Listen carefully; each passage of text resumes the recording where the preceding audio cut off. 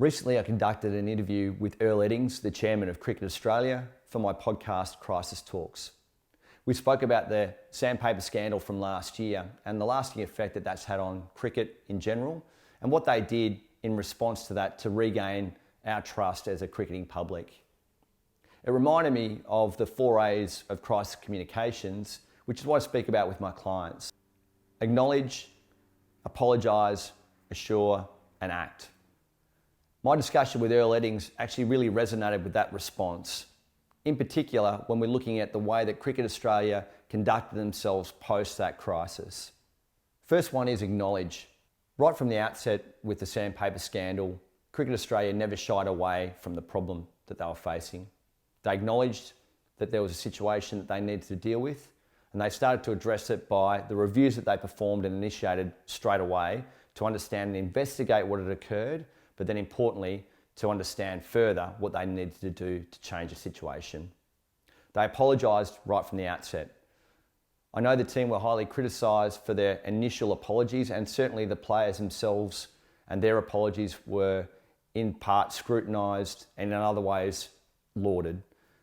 Either way, there was an acknowledgement that they had done the wrong thing and that they were apologising for the issues that they had at hand. Most importantly though, when we step back from that and we look at the reviews that were conducted, Cricket Australia have never shied away from apologising for the role that they played more broadly in enabling a culture like that to occur that would lead to a situation that occurred over in South Africa. Assure.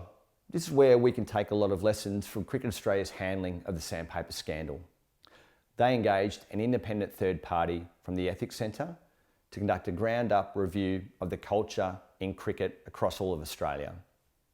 Out of that, a lot of recommendations have been implemented as we speak, and they've been communicated transparently as part of this whole process.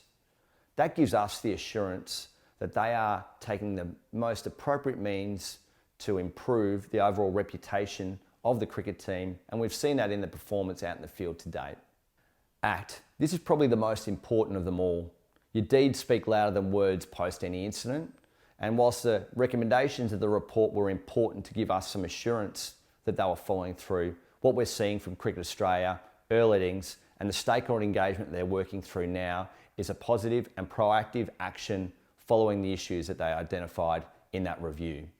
The key things here now that we're starting to see is a real change in the way that our leading teams are going about their game. We're seeing a change in the way they're performing as a result in this series, and more importantly, across the grassroots and all other levels of cricket in Australia, there's been dramatic improvements in the behavioural outcomes and all other performance indicators in the game. That's a real tribute to Earl Eddings, the board and the executive team at Cricket Australia, along with all the teams involved in this, to assure us that they can be trusted in carrying forth the game that we all love. So the response to the Cricket Australia sandpaper scandal is a great case study for the application of the 4 A's in crisis communications. Acknowledge, apologise, assure, and act.